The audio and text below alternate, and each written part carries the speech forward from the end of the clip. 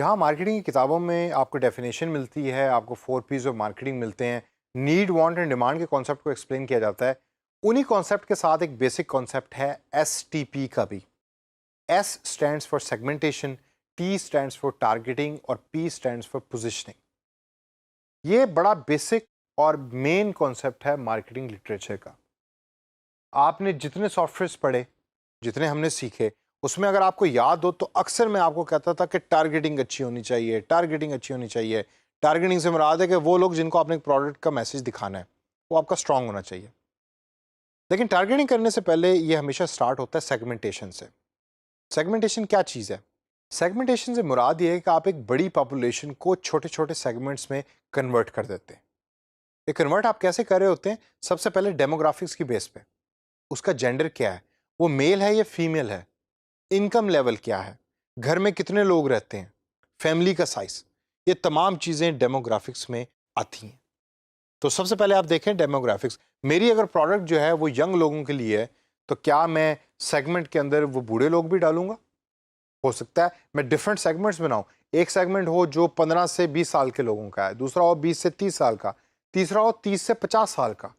ये जो 30 से 50 साल मैंने कहा है, हो सकता है मेरी प्रोडक्ट 30 से 50 साल के लोगों के लिए इतनी ज़्यादा सूटेबल नहीं है, और फिर 50 एंड अबव। तो डेमोग्राफिक्स की बेस पे पहला सेगमेंट। सेकंड जो रीज़न या आप जो मैकेनिज्म यूज़ करते हैं सेगमेंटेशन करने के लिए, वो है बिहेवियर की बेस के ऊपर कि बिहेवियर क्या है इन यूज़र्स का, कहाँ खाना खाते हैं, क्या करते हैं ऑनलाइन, किस तरीके से डिस्कशन करते हैं, प्रोफेशनल हैं, स्टूडेंट्स हैं, बिहेवियर क्या है उनका। और लास्ट के अंदर benefits which they are looking, benefits sought, कि ये जो सेगमेंट आप बना रहे हैं इसका आपको भी क्या बेनिफिट एज ए कंपनी, लेकिन उनको वो पर्टिकुलर सेगमेंट क्या बेनिफिट ढूंढ रहा है उस पर्टिकुलर क्लास ऑफ प्रोडक्ट के अंदर। अब जब आपने सेगमेंट्स बना लिए डिफरेंट, अब इससे अगला कॉन्सेप्ट है टारगेटिंग का।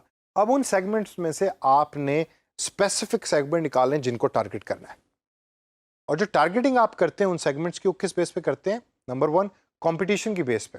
आप देखते हैं कि उस पर्टिकुलर सेगमेंट के ऊपर आपका कंपटीशन कितना है। हो सकता है कि 20 से 25 साल लोगों के लिए आपने प्रोडक्ट बनाई है, और 20 से 25 साल के लोगों का जो कंपटीशन है वो ह्यूज है। हर कंपनी चाहती है कि वो अपना मैसेज उन्हीं 20 से 25 साल के लोगों को दिखाए। तो competition size is very big. अगर आप ऑनलाइन पर्सपेक्टिव में देखें तो हर बंदा ही फेसबुक को पैसे दे रहा है कि भाई 20 से 25 साल के लोगों को हमारा ऐड दिखाओ। तो उसके अंदर फिर ऐड जो है वो एक्सपेंसिव हो जाएगी आपकी। सेकंड, साइज, कि जो सेगमेंट है उसका साइज कितना है, बड़ा है, छोटा है। अगर आपकी एक लग्जरी प्रोडक्ट है तो फिर छोटा सेगमेंट आपके लिए ज़्यादा सूटेबल है। फोकस टारगेटिंग होगी ना, आपकी एफर्ट कम लगेगी। लेकिन अगर आपका एक मास प्रोड्यूस प्रोडक्ट है तो फिर size of the segment is also has to be big, जो आप टारगेट करेंगे। Last, growth. ग्रोथ के चांसेस क्या हैं उस सेगमेंट के? क्या वो सेगमेंट ग्रोथ करेगा? उसकी ग्रोथ हो रही है, फ्यूचर के अंदर उसका मोर बेनिफिट या प्रॉफिटेबिलिटी बढ़ेगी या नहीं बढ़ेगी, उसकी बेस पे आप टारगेट कर रहे होते हैं। तो आपने 15 सेगमेंट्स बनाए और 15 सेगमेंट में से 3 ऐसे सेगमेंट निकले कि जिनको आपने टारगेट किया। क्यों? क्योंकि आप समझते हैं कि ये तीनों चीज़ें जो मैंने भी आपको बताई वो फिट होती हैं उन तीनों सेगमेंट्स पे। और लास्ट में कॉन्सेप्ट है पी, यानी कि पोजिशनिंग।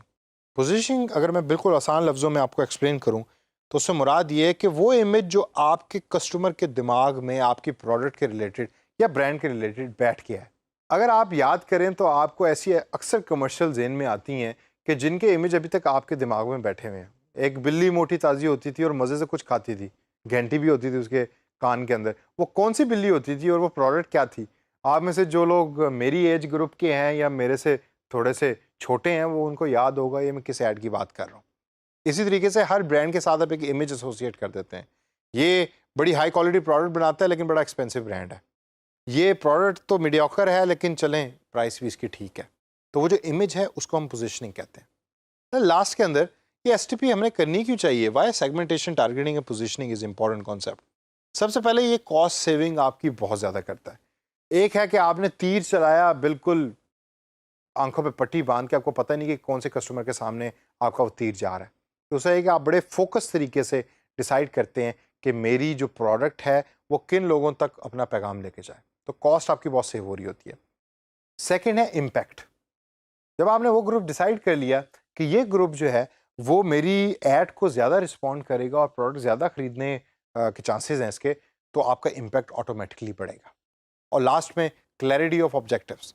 आप अपने हर सेगमेंट को टारगेट करने के लिए डिफरेंट स्ट्रेटजी बनाते हैं और हर स्ट्रेटजी के ऑब्जेक्टिव होते हैं जो बड़े क्लियर होते हैं। और जब ऑब्जेक्टिव क्लियर हैं तो इसका मतलब है जो रिजल्ट्स आएंगे वो भी बड़े क्लियर होंगे और फिर आप अपनी परफॉर्मेंस असेसमेंट भी कर सकते हैं। तो दोस्तों ये जो एसटीपी का कॉन्सेप्ट है इसको अपने जहन में बिठाइए और आपको पता होना चाहिए कि जब भी आप किसी मार्केटिंग वाले से बात करें तो एसटीपी से मुराद क्या है।